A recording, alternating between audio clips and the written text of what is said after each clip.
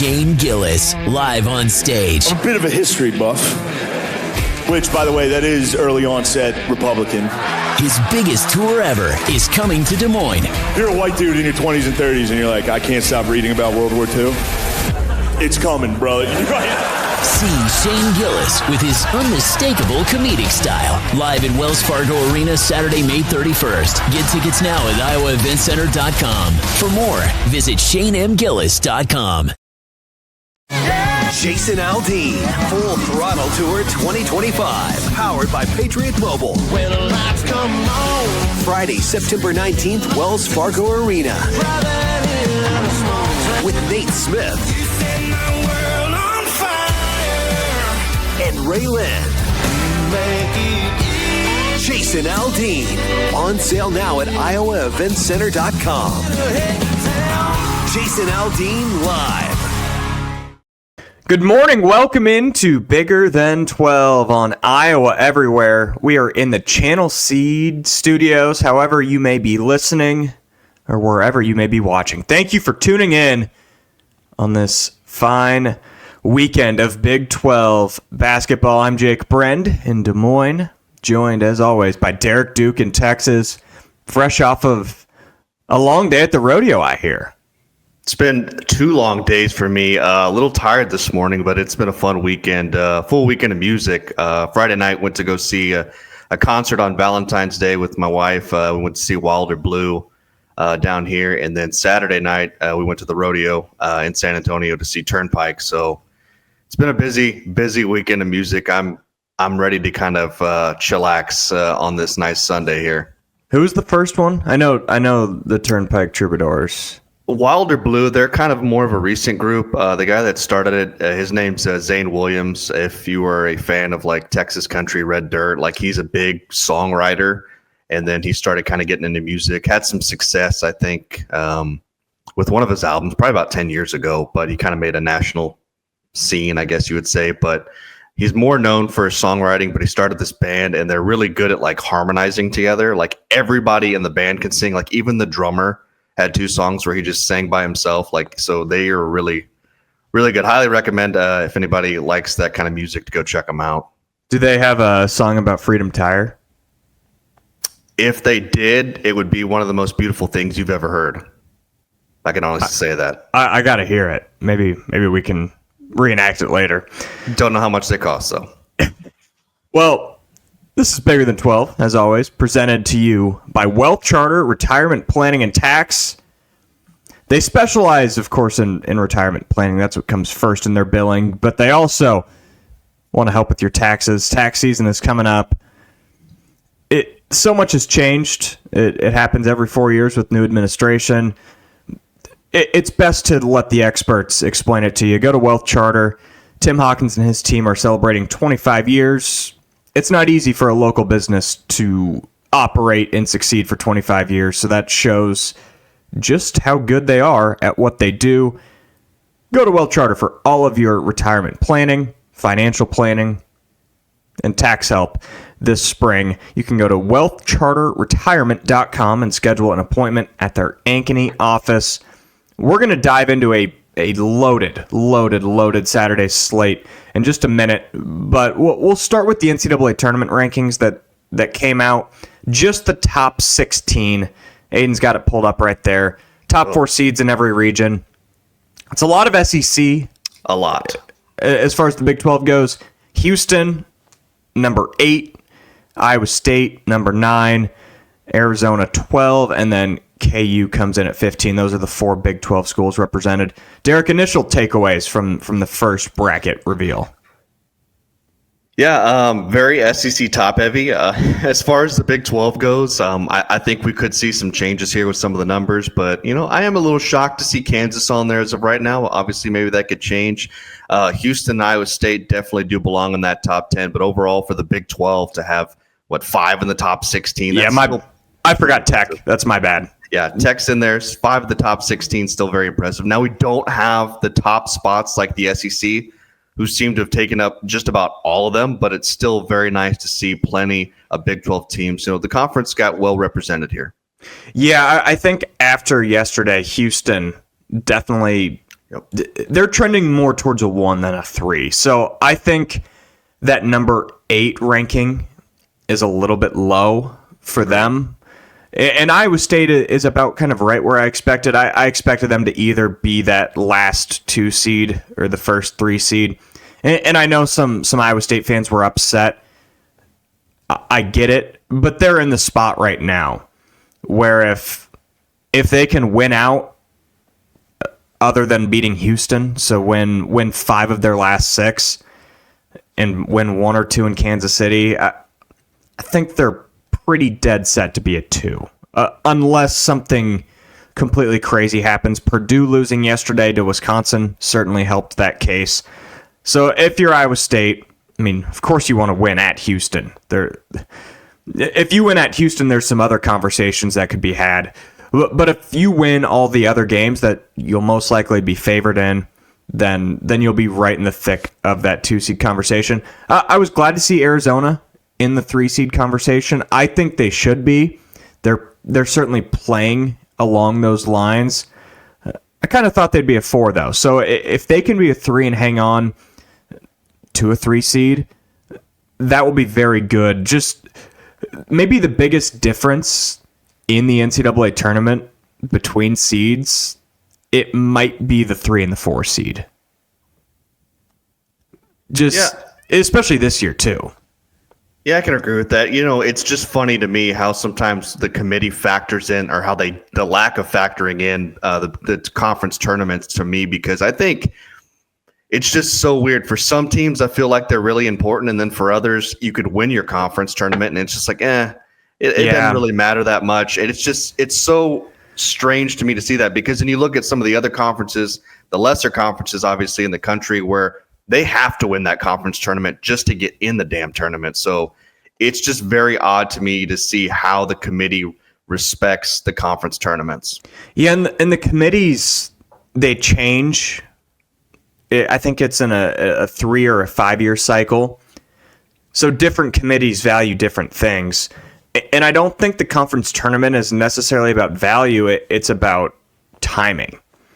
And when the Big 12 championship is played 12 hours before the bracket's released, the committee doesn't want to do a bunch of shuffling because of one game. And I kind of get that, but at the same time, it's their job. Exactly. It's their job to make the best bracket possible. So I get it could be inconvenient for example, a team like Iowa State last year, who didn't really get bumped at all for beating the number 1 team in the country by 30. That just doesn't feel right to me, but what can you do? A bunch of suits and ties deciding our fate. Well, there's got to be some importance. If you're playing well late into the season and you're catching fire, and then you go through your conference tournament, you go through the late regular season and your conference tournament on fire, like that should have a little bit more weight to it, just because how you're coming in compared to teams that may have some great early wins in November and December, but they've kind of faded down the stretch. I think there should be a difference in that. Yeah, I totally think how you're playing heading into the tournament should matter. I know that used to matter. It is not a part of the current curriculum, which is fine, I guess. If I could be the commissioner of college basketball, I would willingly sign up and run for office, but I don't think that's ever going to happen. All right, let's not even get into that. Let's head into a loaded Saturday slate. We're going to talk Houston, Arizona. We're going to talk Kansas, Utah. We're going to talk K-State, BYU, Iowa State, Cincy, West Virginia, Baylor. We're even going to touch on some Texas Tech football in the middle of the show. Let's start with Houston at Arizona. Houston, they do it again.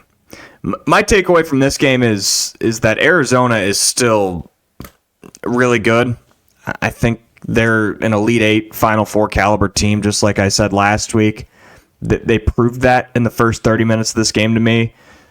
But Houston once again proves to me why they are in a class of their own in this league.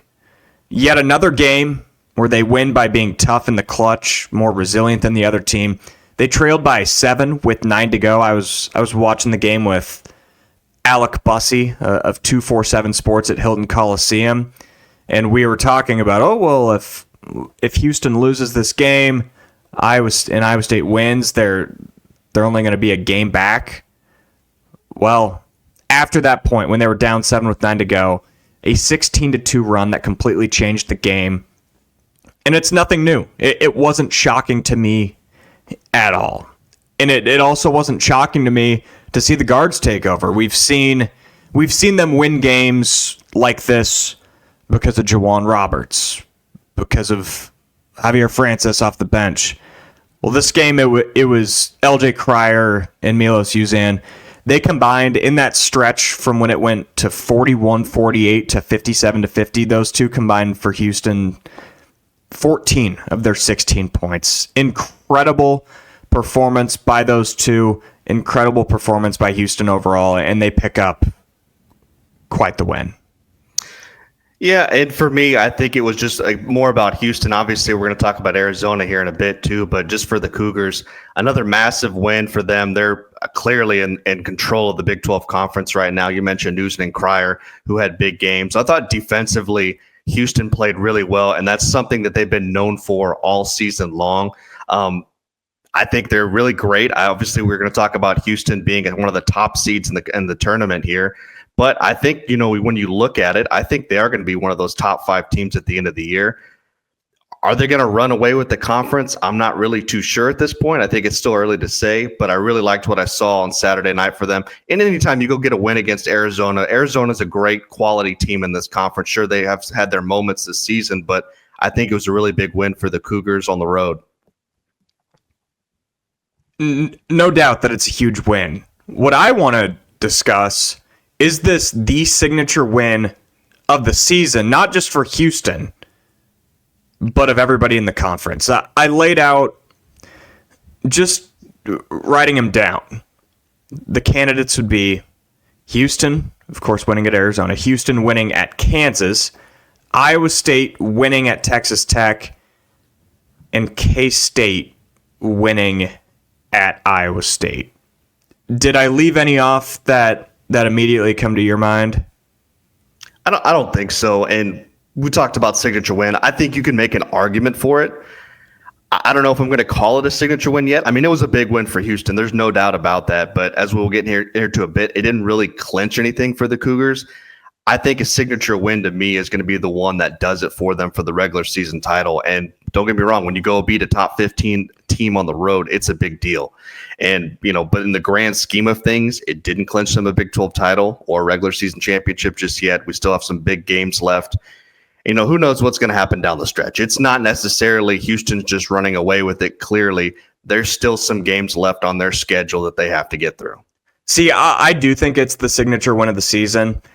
My reasoning, so Fog Allen is a tougher place to play than Tucson. I don't know what the gap is, but I think Fog Allen is the toughest place to play in the country. So anytime you can win a game there, it's automatically like a 9.5 out of 10, no matter what caliber of team KU is. With the refs. The 6th, 7th, and 8th man. But I do think this year Arizona is a tier or 2 above Kansas, which makes this win so much more impressive. And then the other wins, Iowa State at Texas Tech, the other contender. I think Arizona and Tech are on the same tier, but I would put winning in Tucson way above winning in Lubbock. And then K-State at Iowa State. I think that's a bit of a different one, the Milan injury, but that was a signature win for much different reasons. So we're kind of splitting hairs between 4 really, really impressive wins. But considering what was at stake, I know you don't consider this clinching the Big 12. I do. I'm willing to write Houston winning the Big 12 in Sharpie after yesterday. 6 games to go, 2-game lead. Because, I mean, even a collapse by Houston would probably result in them still getting a share of the Big 12 title, which does matter in college basketball. So I do think the Big 12 title race is all but over. If there's any team that has a shot at maybe getting a share, it's Texas Tech, because they still have the head-to-head against Houston. That will be in Lubbock, but they've also got to go to Fog Allen Fieldhouse. Tech would have to win out, and Houston would have to drop to one of those, of course, being at Texas Tech, and then one of three with Iowa State, KU at home, and then finishing the season in Waco. I just don't necessarily see a world where all of that happens. I think, and that's just for a share. So I think it's in Sharpie that Houston will be, at the very, very, very least, co-Big 12 champions. Well, you can't erase Sharpie. I will say that. So how about this? I'll write it in like just a regular marker here. I mean, Houston is obviously the favorite to take the conference. I'm not saying that, but I'm not ready to run with saying it's just over right now. The Cougars have some good games left. It's not like they have a cupcake schedule heading into the postseason. I mean, Arizona and Tech are just 2 games back, and Tech's already beaten Houston once. And guess what? Tech gets another shot at them in Lubbock, I think a week from this Monday. You still have to play Iowa State, Tech, who I mentioned, Kansas, Baylor. I don't think the fat lady has sung just yet, so I would probably hold my horses a bit just on this one here. But again, they are the favorites of right now. I will say that. I think both are fair stances. We'll talk Arizona just a little bit. A pretty humbling week for the Wildcats. They lost a close game in Manhattan on Tuesday night, and then drop a game to the top team in the conference at home on Saturday.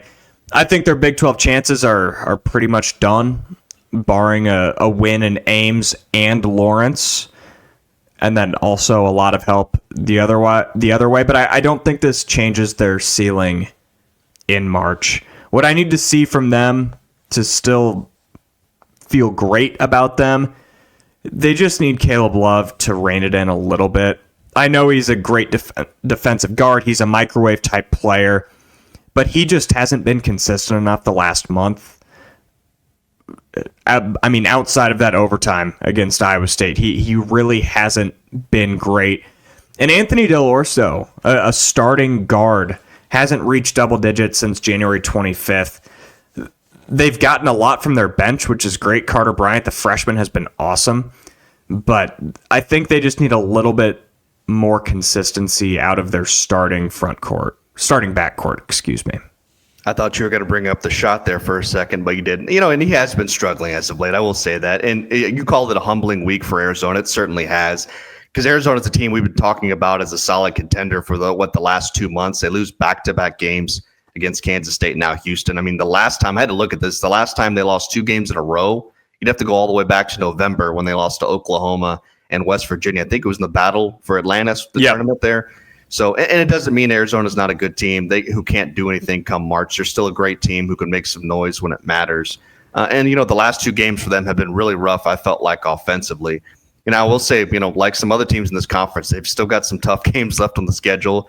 They got to go to Baylor, at Iowa State, and at Kansas left. None of those are going to be easy for the Wildcats.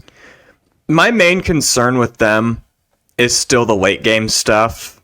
I think I mentioned this for the first time about a month ago when they played in Lubbock. It was a tie game with 5 or 6 minutes left, and then just went ice cold down the stretch. And cold stretches happen. That's not necessarily what I'm talking about. I just fear a little bit of the quality of shots that they've been getting down the stretch. We now have examples of at Tech, at home against Houston, and at K-State, where they were in tie games within the last 5 minutes, all for signature wins, and came up short. And you could even throw the Iowa State game there as an example as well. I know they won, but they were a full court shot away from also losing another game that was tied with 5 minutes to go.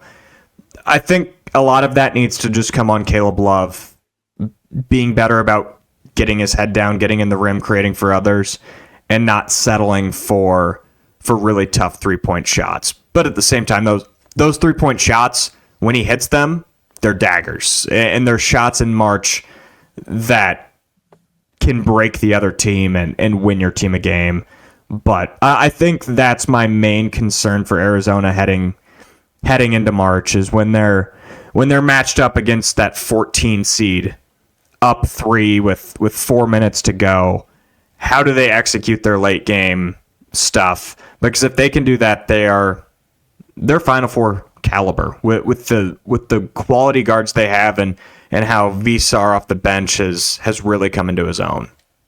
Agreed. It's been, like we said, it's been a rough week for them, but I still think this is a team come March that can really make a lot of noise. Like several of these other Big 12 teams, there's a reason they were put in that top 16 seed. So for me, I still think there's a lot left to like about this Arizona team. There's no reason why they can't make at least a Sweet 16. Well, we did not anticipate talking a ton of Kansas-Utah on this fine Sunday. But here we are. Utah beats Kansas in Salt Lake City. We'll talk KU problems. Don't you worry. If you're a Cyclone fan or if you're a K-State fan or really any fan of the Big 12 that's looking for some post-mortem Kansas discussion, we'll get to it. But first off, just good for Utah. We talk about signature win. This is their first signature win that they've had since joining the Big 12. Gabe Madsen, this was a great moment. He became Utah's all-time 3-point leader on the dagger that put Kansas away. It was also his first made 3 of the second half after he went nuclear in the first half. Overall, he scored 24, made 5 threes. Utah made 11 threes throughout the game and played really good defense and made it tough on KU. And the most impressive part for me for Craig Smith's team was they looked dead in the water. I mean, they came out with so much fire in this game. They got out to a big lead, but in the second half, they couldn't score. They went almost 6 minutes without a field goal. KU came back, tied the game. I thought it was over at that point, and then the Utes closed the game on a 14-7 run in the last 5 minutes and upset Kansas at home. Good for Utah. Good win for a team that has elevated themselves from the basement of the conference. Yeah, going into the weekend, me and you both kind of look at the slate and we kind of say, oh, we can kind of pick out these games. These are probably the ones we're going to talk about. I don't think either one of us looked at this game and be like, yeah, this is the one we're definitely going to be talking about on Sunday. It certainly was a surprising win. I will say that. I can't think of anybody that expected Utah to win that game. You look where the Utes are. They're in the bottom half of the conference, and honestly, they've been a little bit forgettable, if you ask me. I mean, in fact, I can't really think of a time where we spent a bunch of time just talking about Utah's basketball team, but it was a big win for them. They got to play spoiler a little bit. Gabe Madsen drops 24, out-rebounded Kansas, really capitalized off some turnovers there, 22 points coming off Kansas turnovers. And, this is no disrespect to Utah by any means. I just think this game just says a lot more about Kansas necessarily than it does about Utah. Let me disagree with you a little bit.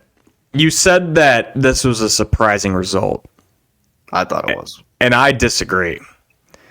And what's most disappointing for me when we're talking about Kansas is it used to be a surprise to see Kansas in a game like that. They're playing against a 5-8 team in the conference, a team that has really no shot at making the NCAA tournament. The Kansas teams of old, it would be shocking to see them even in a close game in crunch time, let alone losing the game. And that's why I'm ready to call this Kansas team the most mediocre Kansas team of my life. This team, they've got a lot of talent. I don't think the talent gap is the same that we're completely used to that they've had on some of their Final Four national championship teams, but they still do have a talent gap, they have a resource gap, they have a money gap. But at this point, they have proven, really this is a two-year sample size. They've proven that they are not good at the little things. They are not good together as a team. They have pieces that don't fit. At some point, you just have to realize that it's not going to work with with DeJuan Harris, with KJ Adams, and Hunter Dickinson all playing together on the floor.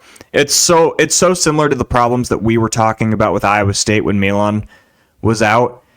When you have teams sagging off of Harris and Adams, you are playing 3-on-5 on defense, 3.5-on-5 on defense, and it's making life difficult for Hunter Dickinson. Zeke Mayo can only do so much, and then the transfers that you brought in, Rylan Griffin and AJ Storr, aren't getting open looks because they're essentially being face guarded when they're on the floor. At this point, if you consider Kansas a Final Four contender, it is purely based off of brand. They have shown me nothing this year, nothing, I guess, since the new year to show me that they are Kansas. At this point, they are just a fine Big 12 basketball team. Yeah, I think maybe what I should say is this was probably their worst loss of the season to me, at least in conference play. Yeah, they lost to West Virginia, Baylor, Kansas State recently, but I kind of expected them to lose those games. I don't know if I fully expected them to go to Utah and just drop this one the way they did because, again, you're right. This isn't the same old Kansas as the last 10 years or however long Bill Self's been there. This is not a championship team. This is not a Final Four team. I think you could make an argument that this may not even be a Sweet 16 team this year. But for me, it was still surprising to see them go to a bottom half of the conference team like Utah and just lose. I didn't expect that. Now, against Kansas State, West Virginia, those are kind of believable losses to me with the way they've been trending. But maybe you're right. Maybe I shouldn't be surprised because this is who Kansas has been all season long, just the inconsistencies that they've had all year long, especially on the road. So the question that I've been asking myself, I try to be open-minded, and there is a possibility that I could change my mind on KU. There's still a month to go in the season before March. And I was thinking, what would it take for me to change my mind on KU? And it's a lot, but it starts with what I already talked about, the Harris-Adams-Dickinson combo. You just got to switch it up. I hope they go out next game, Harris-Adams off the bench. Just go Zeke Mayo, Rylan Griffin. I don't know if you go Badinga and Dickinson. I don't know what the answer is, but when something hasn't worked for a year and a half, when it's led to the worst year and a half stretch in the Bill Self era, you have to try something new. And they've got to go 5-1 down the stretch. They've got a game at Houston still, so that's fine to chalk up as a loss. You cannot lose any other game. And that starts Tuesday night with a really tough game at BYU, a team that we'll talk about in just a minute. It's not going to be easy, but in order for me to change my mind, that's the absolute minimum. And I still might not change my mind even if they do that. I've said all year that this is a team that just has a bunch of pieces around it. And look, I didn't really pay attention to the schedule until I just looked at it now. I mean, you go to BYU. You just lost at Utah. You go to BYU on Tuesday. You could very easily lose that game. Now, you do get a little bone over here with Oklahoma State, Colorado, two of the worst teams in the conference. But that 3-game stretch to end the season, Tech, Houston, and Arizona, that is brutal. I mean, there's a scenario. I mean, Kansas lost 4 out of their last 7 games already. There's a chance that Kansas goes 1 and 4, or excuse me, they lose 4 games down the stretch here. If they lose to BYU and then they lose those last 3, that's a real possibility that they lose their last 3 games. Yeah, they haven't lost 3 games in Allen Fieldhouse since I believe the 2017-2018 season.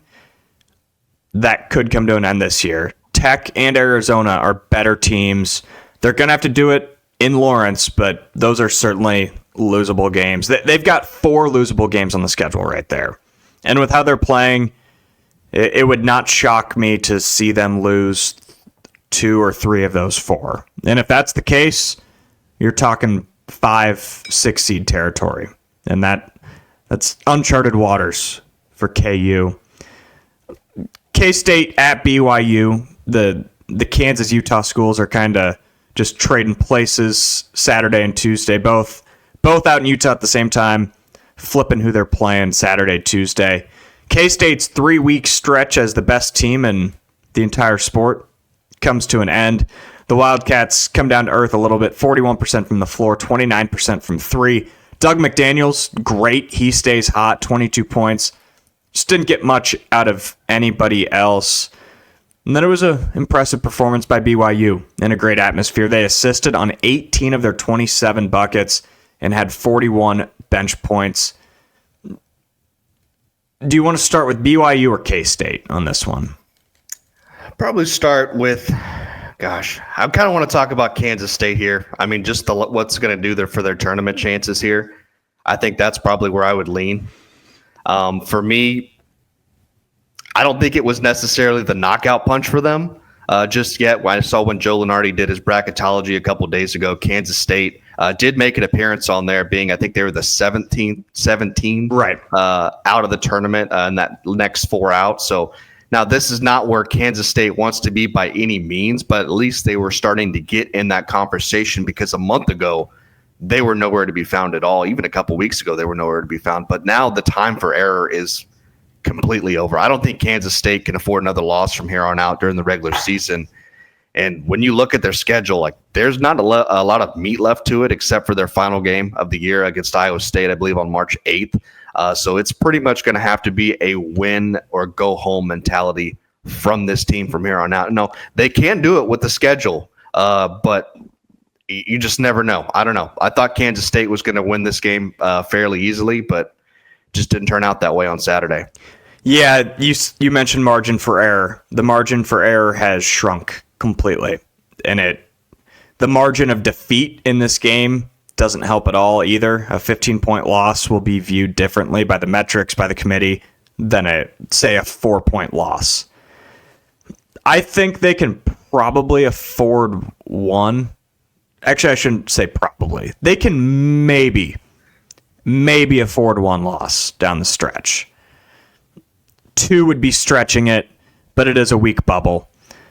At this point, if you're K-State, like you said, every game's a tournament game from here on out. At Utah, at UCF, all Cincy, those are all toss-ups. Those will all probably be within 2 to 3 point spreads. And then finishing the season with Iowa State, that home will be tough for a multitude of reasons. Iowa State will be still playing for seeding in the NCAA tournament. They'll be playing for revenge from what happened in Ames. It's not an easy end of the season, but it's definitely not as tough as some of the other schedules that we've seen. But again, I probably sounded bitter and salty the last couple weeks, but them needing to be near perfect down the stretch to even be in consideration is why I'm not considering this a good coaching job by Jerome Tang.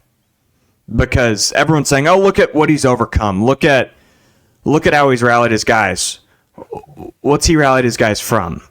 What's he overcome? His own poor coaching job. So credit, no doubt, credit to Jerome Tang for the stretch that they've had the last 3 weeks. But the reason that they're even in this position anyways is because of him.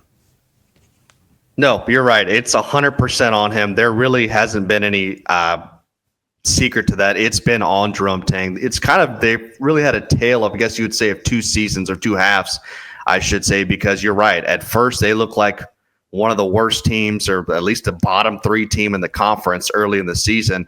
Now here over the last 2 or 3 weeks, they've really caught fire. But again, he put them in that position to begin with. And, I look back at that schedule. I think it's still very favorable. Maybe you said they could afford one loss. I think that one loss can only be to Iowa State, because anybody else, I don't think that's a good loss at all. So for me, they're going to have to figure it out. They're going to have to catch momentum again. And, they still may need to do some good stuff in the tournament too. I don't think maybe just winning out would be enough for them either. Yeah, that Kansas City is probably more important to them than any other team at this point, looking at it just a few weeks away. What a week for BYU. Wins at West Virginia and at home against K-State. Joe Lunardi had them last 4 in on Friday. this should bump them up to the last 4 byes at least. They close KU at home, at Arizona State, West Virginia at home, at Iowa State, and Utah at home. That's a pretty tough schedule. I think 4-2 down that stretch makes them a absolute lock. 3-3, they're probably still in. Anything lower than that, you're leaving it up to chance. But 2 wins that we probably wouldn't have predicted, and they come out with them, and now they're looking like a probably 60% chance tournament team. Yeah, they certainly needed a big week going into this weekend. But you go into Morgantown, get a win. That was big. And then on paper, the Kansas State game may not seem like much. But for those that, obviously you have to remember the momentum Kansas State had heading into this weekend. They were arguably the hottest team in the conference. But it's been kind of a weird season for the Cougars. Up and down roller coaster ride. But, so much like other teams, there's still a lot left of that schedule. You mentioned Arizona. They still have to play Arizona, West Virginia again, Iowa State. So there are opportunities there for the Cougars to make some noise. I'm just curious to see if they can build off what they've done this past week. I'm going to write this down because I want to dig into this over the next week. I want to look at how much the altitude affects teams on that first trip there. I mean, we saw it last year with Iowa State. They got destroyed in Provo. I'm a Nuggets fan, diehard Nuggets fan. It's something that is a massive advantage for them being in the Mile High City. So I don't have any conclusions to draw from it, but seeing how great K-State was playing and then them come down to earth, I wonder how much of a factor that altitude might have been. You're a Nuggets fan? Yeah, you didn't know that? I don't get you, man. You got the Cowboys, the Dallas Cowboys. You live in Iowa. Let's start with that. You live in Iowa, Dallas Cowboys fan. No pro sports teams. Denver Nuggets fan. You like the Chicago Cubs, right? Right.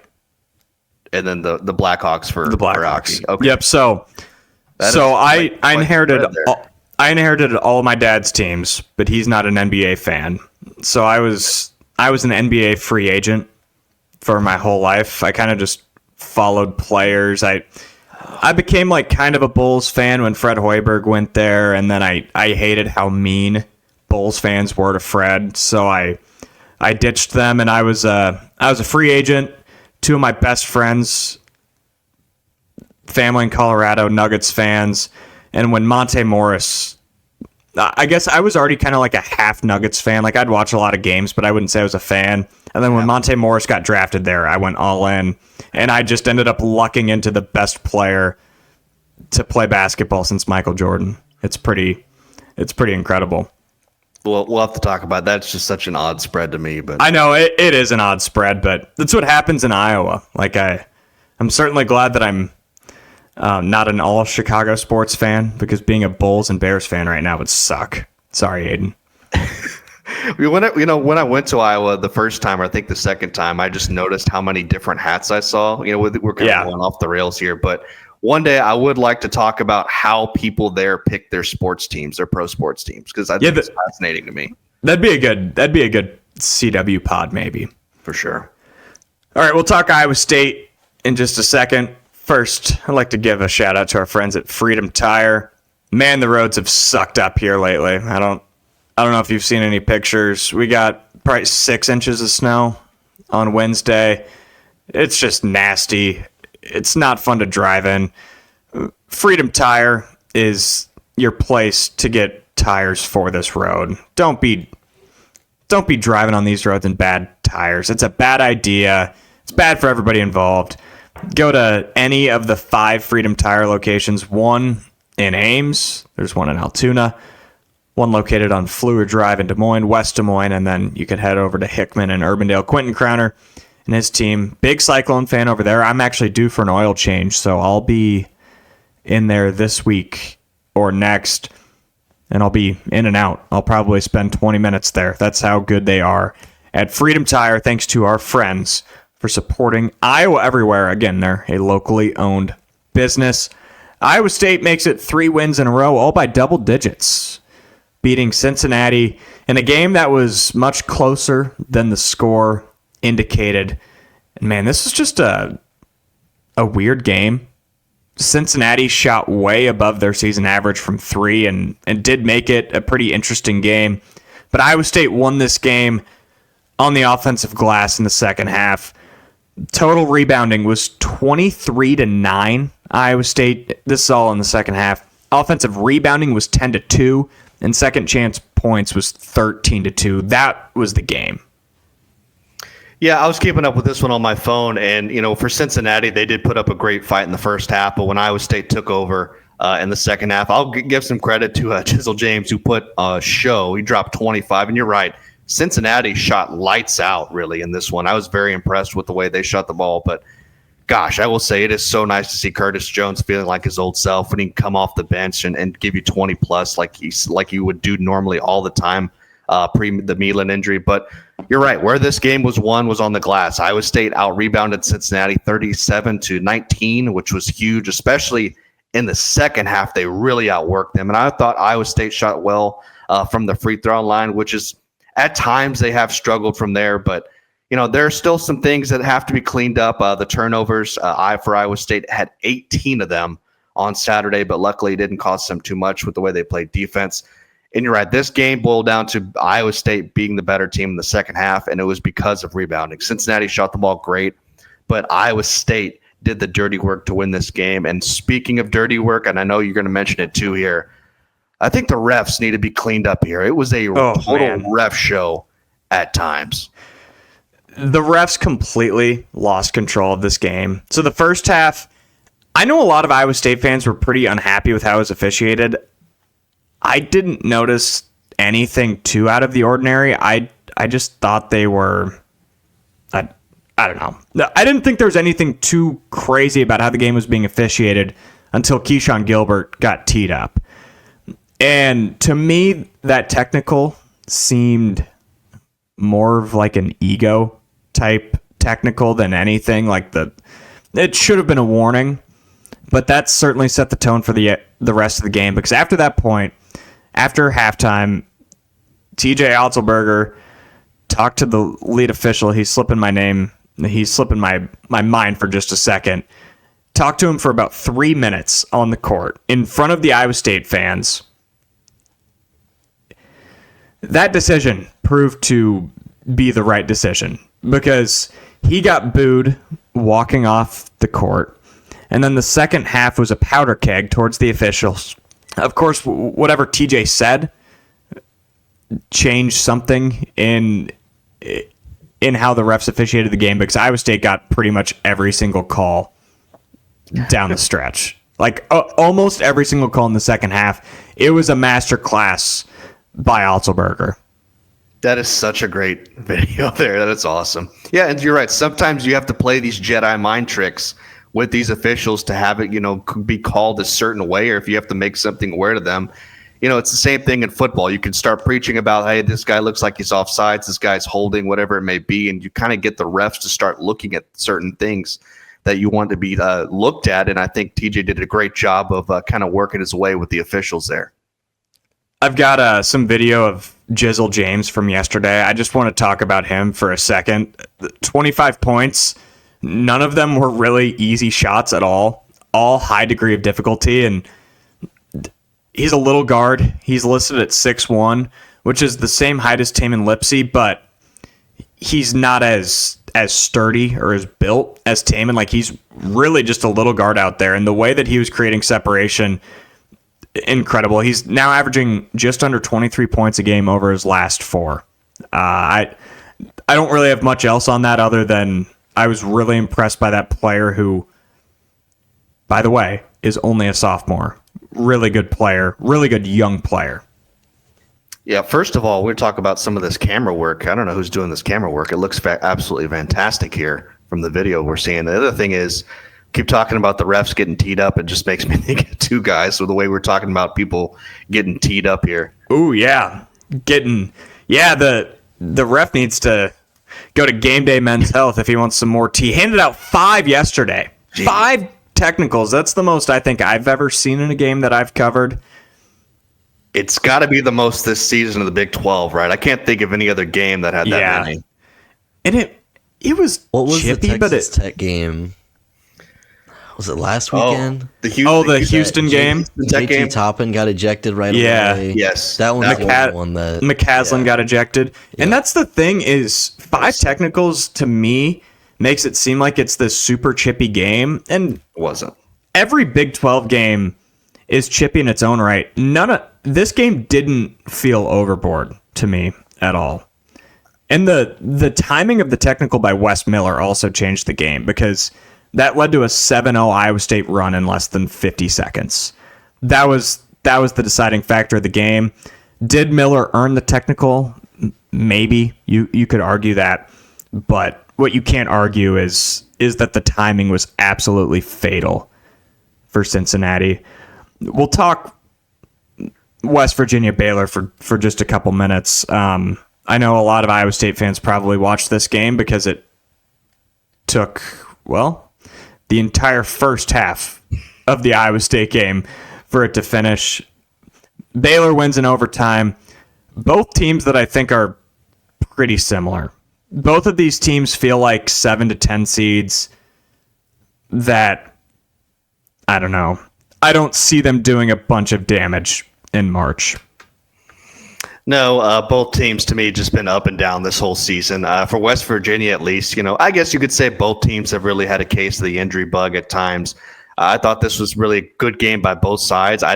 Wouldn't have been surprised if either team had won it. I wasn't surprised if West Virginia would have won this game or if Baylor won this game. I think it's just going to say more about this was obviously more important for West Virginia and their tournament chances than anything. I think Baylor. You're right. They're not going to do anything. This is not an Elite 8 team. This is not a Sweet 16 team. This is a team that is just probably going to get bounced in the first weekend of the NCAA tournament. For West Virginia, sitting now, 6-8 in conference play, you still have to go to BYU and Tech. I think they lose at least 2 more games. In best case, they maybe finish 500 in Big 12 play. I think we talked about that last week on the show. And Saturday would have been huge for them if they were able to pull that off against Baylor. But I just feel like personally their chances to make the tournament are really starting to slip away. And look, it's still a credit to West Virginia here for them to have the injury bug, and they're still kind of in that conversation to make the tournament in itself. When here we are mid-February, it's still very impressive. But still, I just see their chances starting to really slip away right now. I was talking with one of the best sports writers in the history of the state, Cyclone Fanatics Rob Gray, at Hilton Coliseum on Saturday. And we both see a lot of comparisons between this West Virginia team and TJ Otzelberger's first team at Iowa State. There's the similarity between Javon Small and Isaiah Brockington. Small's probably a little bit better of a player. But outside of that, you pick up so many signature key surprising wins early on in the season, but then as the season wears on, the lack of depth and the lack of probably Power 5 rotation players starts to show. And this is, again, West Virginia is doing it without probably their best player. Tucker DeVries is probably a better player than Javon Small. So they get a pass, and it's Darren DeVries' first year. I think they'll still maybe make the tournament because they have 4 elite wins, but they do have a little bit of work to do. And Baylor, I don't love their guards. I love VJ Edgecombe. Norchad Omir's fine. It just this Baylor team isn't the same as the Baylor teams that were making Elite 8 runs and won the national championship. And Scott Drew has some work to do in the offseason to get them back to that point. I knew you were going to say that because we've been talking about that all year long, just how Baylor's just in general as a program has not been the same since they won that title. Yeah, they've got some soul searching to do, and as do you, because we're going to bring in Aiden for the Iowa trivia question. You got it right last week. Can you make it 2 weeks in a row? I highly doubt it, but I'll give it a shot. I think you'll get this one, to be honest with you. Iowa's the only state to be bordered by 2 major rivers. Can you name those rivers? One's the Mississippi. Yes. On the eastern side? Mm-hmm. Correct. Oh, gosh. Damn Yeah, man. When I went there, I was in Omaha, and I know I crossed that river. I looked out. Was it, is it the Missouri River? Yes. Bingo. Damn it. Yeah. Got it. It's like an A- because it's actually the Mississippi and the Missouri River, but close enough. Yeah.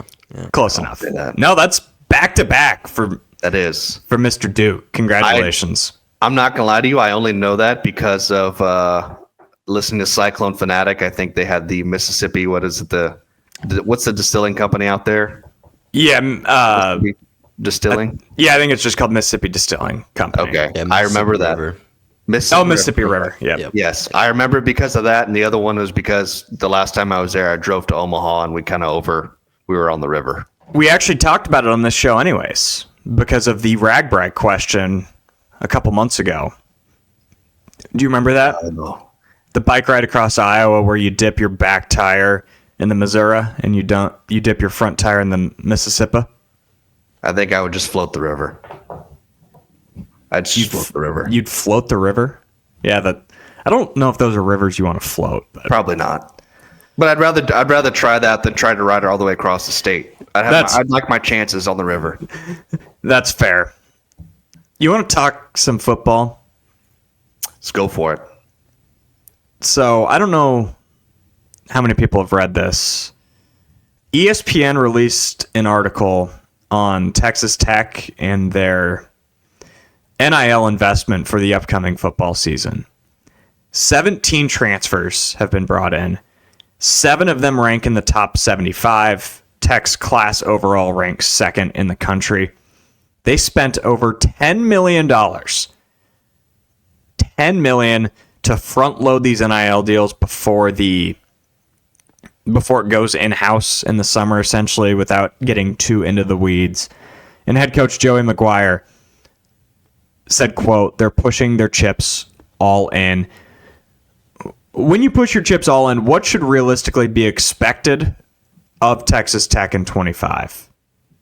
Well, first off, I feel like I need to bring my money gun back just for this specific no topic. kidding. Just start shooting it everywhere. But I think you have to look at them as a Big 12 title contender. Now, they may be a dark horse pick, which I think both of us probably picked them as a dark horse contender last year. It just didn't work out that way.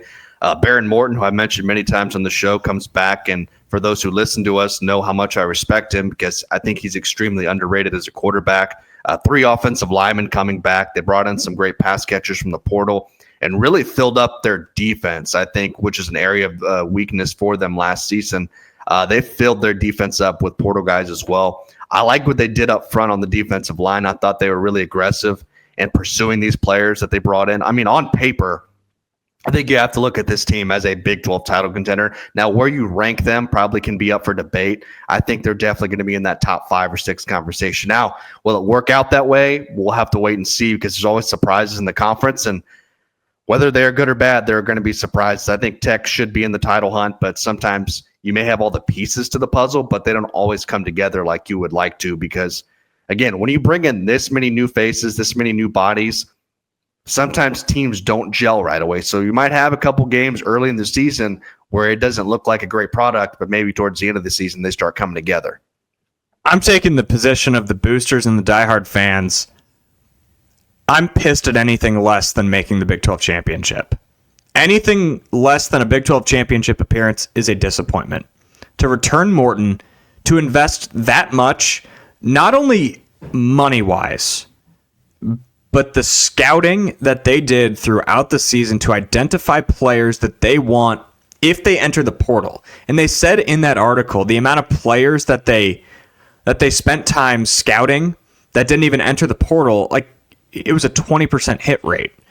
And that shows how much time that took because they scouted and watched a bunch of film on these guys that, he just ended up going to the NFL draft anyways. They spent so much time and money on this team that anything less than a trip to Arlington would be a disappointment. And the team wasn't that far away this past year. They beat Iowa State and Arizona State, the 2 teams that did play in the Big 12 championship. They had a close loss to Baylor. They were not too far away.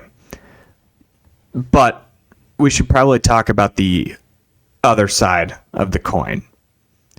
Because there is a possibility, like you said, that this doesn't work. What happens in Lubbock if it doesn't work? Can they get a refund? I mean, it doesn't work like that. It's just going to go down. We can ask Tim Hawkins and his team at WealthCharter if they can get a refund with the government on this one. It's going to go down as wasted money. I mean, you have to look at NIL like an investment, and when somebody spends $12+ million on something to produce, it's a crapshoot. I guess it's really more like gambling than anything. I mean, I go to Vegas, but by no means am I the biggest gambler out there. Like, it takes money to make money. I get that. I'm not one to spend a bunch of my hard-earned money on something I'm not sure that's going to work out in my favor and pay out. But like I said, there's no refund in NIL. If it doesn't work, it doesn't work. There's going to be more pressure on Joey McGuire because unless some crazy injuries happen, like if this doesn't work out, he will be pointed at and people will say it's your fault that this didn't work. I mean, the pressure to win now in Lubbock is literally at an all-time high. I said this before, but Tech is going all in, and you're right. Like Joey said, like the chips are going to the middle of the table. It's win now or go home. Yeah, well, what happens in poker when you push your chips all in and you lose? You lose all your chips. You're broke. That's what happens. I'm not saying this is win the Big 12 championship or get fired for Joey McGuire. I don't think it's that extreme. But there is a lot at stake for him specifically. With the boosters that we know are plentiful in Lubbock, and the reputation among national media, among fans, when you make that big of a splash in the transfer portal, people around the country are paying attention. When they see that Texas Tech logo ranking above Georgia and ranking above Texas and ranking above LSU and ranking above Ohio State and Michigan and Notre Dame, that's telling. That catches your eye. It's up to them to live up to expectations and be the class of the Big 12 because the Big 12 is kind of relying on that. Because when you've got that talent, we saw Arizona State go toe-to-toe with Texas. There's no reason that this Texas Tech team, I know this is way, way, way too early to even be talking about this, but if they can represent the Big 12 in the playoff, you best believe that $10 million should be enough for them to make the Big 12 look legitimate in the playoff. That's a long time out, but there's more reputation than just Joey McGuire's job at stake. It represents the conference. It represents the boosters. There's a lot of pressure. A lot of pressure. It took Ohio State $20 million plus to get a championship, and it almost didn't happen. But I'm guessing, I'm not inside Joey McGuire's head, but if you would ask him what position he wants to be in, it's this one. It's how do I make things work with a $10 million roster? That's a lot better of a position to be than a team that's broke and has no idea where they're going in the future of college football. So very true. Good for Texas Tech. Good for them on investing and winning. They haven't done enough of it lately. Nope. All right. Random Big 12 basketball player time. Rough showing for Aiden and I last week. That was a tough one. I don't know how tough this one's going to be. I think it's going to be a good one. Okay. I'll put it on a scale of 1 to 10. I'll say it's a 5, maybe a 6. All right. You ready? Let's do it. Ready. This guard played 5 years for one Big 12 school. He has the career school record for three-pointers with 329 makes and 832 attempts. Shot over 95% from the line his senior season, and which led the NCAA that year. Finished third on his team in scoring with 13.3 points per game his last season. And in his last season, his team did not make the NCAA tournament. Man. Is it Phil Forte the third? You got it. You got it. Good one. Yes. I was thinking, I hate Phil Forte the third, by the way. Screw that guy. he had an iconic performance in Hilton Coliseum. He did. Missing a free throw that led to as long buzzer beater. Dude, Iconic. if there's anything I could go relive, it's those Iowa State, Oklahoma State, Marcus Smart year rivalry. Oh my gosh. Absolute cinema. You got it though. My last nugget there was going to be he's an assistant coach at a Conference USA school, which he's at North Texas right now. Oh, I didn't know that. He is at North Texas right now. I didn't know that. The clue that not gave it away, but zeroed in was the missing the NCAA tournament. I was maybe going to guess Naz Long, but I don't think Naz shot 95% from the line. He was probably in the 80s. See, my mind went to Brady Heslip. Yeah, he also it was. He also crossed my mind. Wow, good question there, Derek. It's like my favorite part of every week. I look forward to it every single week. I can't say that because I'm like, damn, who am I going to pick? Who have I not talked about? Because I try to mix the years up, and I do try to mix the years up. I hate picking the same year, every 2 weeks or whatever it is. So I try to mix it up the best I can. All right, let's close with some picks for the early week slate ahead. Derek, congratulations on a Mickey Mouse 2-1 week. Houston was up by 20 points. I was at work. I went down to the studio to anchor the 10 o'clock news. Houston was up like 21 points with 4 minutes left, and I checked the score after. Baylor backdoor covers their way. So congratulations on a 2-1 week. I needed it. Yeah, it closes the gap. You're at 5-7 on the season. I'm at 7-5. We'll start with K-State at Utah. This game every game is already important for K-State. Even more important now, Monday night, 8 o'clock on ESPN2. Not big Monday, but the other Big 12 Monday game. Where are you going, Derek? I'm going Kansas State here. I know they just came off a bad loss, but they're in a win-now mode. Utah, great win against Kansas. Hats off to them. I don't think they're going to keep it up 2 games in a row. Kansas State, very important game for them. I think they get the job done. Yeah, this is the critical part of the season for K-State. This game specifically will tell me a lot. How do they respond to a humbling defeat? But I also think it's a good spot for them. Utah just had their win of the season. They'll be feeling good. I don't think they'll be as up for K-State as they were for Kansas. I like K-State in this spot to cover the 1.5 points. And that's what Ken Pom said. That line could come out completely different. I was very cautious with that line, but if it hits Monday and K-State is actually underdogs, I don't love to give out gambling advice, but I would not hate giving out that little tidbit. I'd hammer K-State. Well, there you have it, folks. Hammer K-State. Arizona at Baylor, also on Monday night. This one at 9 p.m. Start drinking your coffee. Monday, again, 9 p.m. on ESPN. Baylor favored by 1.5. I am tempted to take Baylor here, but Arizona kind of coming off a rough week. I think I'm going to take the Wildcats to get it here on the road. I just don't trust this Baylor team. They're just so up and down right now. I got to go with the Wildcats here. I had a really tough time with this one. It's a tough one. Baylor it's still a tough place to play. They might not be the same Baylor team of years past. Arizona's lost 2 in a row. They really need one, but man, if Baylor could get a signature win against a top team in the conference, that could go a long way for them. 9 o'clock in Waco, that feels too dangerous. I'll take the Bears minus 1.5. I don't feel great. My betting advice for this one would be don't. Just do not bet this game. And I think this final game also falls in that same realm. Kansas at BYU. Ken Pom says the Jayhawks will be favored by about 1.5 for this Tuesday night game on ESPN at 8 o'clock. Oh boy, it's another one. These are so damn tough. These last 2, especially for me.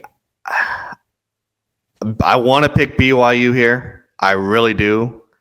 But coming off the bad loss for Kansas, I'm going to take a flyer on Kansas here and say they cover. I'm going to say they win that game and cover. I don't feel I would not bet on this game. I wouldn't bet a single penny on this game. I am just going to take a random flyer on Kansas here. How many times this year have I said, yep, this is where the Kansas team of old bounces back. Oh, man, disappointing loss. No way they lose back-to-back road games, though, right? How many times did I say that last year? It's Provo. It's this Kansas team. They haven't proven to me to be able to win a game like this yet. I'm going to take BYU. It's sacrilegious to bet against Bill Self in this spot, but at the same time, if it ain't broke this year, don't fix it. Give me the Cougs plus 1.5 in Provo. That place is going to be on fire. I cannot wait for that game.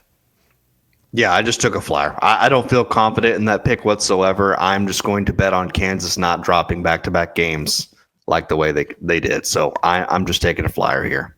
So if you weren't paying attention, 3 games that we just talked about, all 3 would be about 1 to 2 point spreads on Ken Pom. We are in for an absolute delight of a week on Wednesday. It's going to be good. Looking back at that Monday, Tuesday slate. I can't wait. It'll be a great Monday, Tuesday, Wednesday, Big 12 hoops. And it'll also be a great Saturday next week. Iowa State goes to Houston. We'll be recapping that on Bigger Than 12 and a whole lot more. Thanks to our friends at WealthCharter, Freedom Tire, for bringing you Bigger Than 12 in the Channel Seed studio. So thanks to Channel Seeds as well. Be sure to like, subscribe, follow, leave a review, and tell your friends about Bigger Than 12. Thanks for tuning in this week.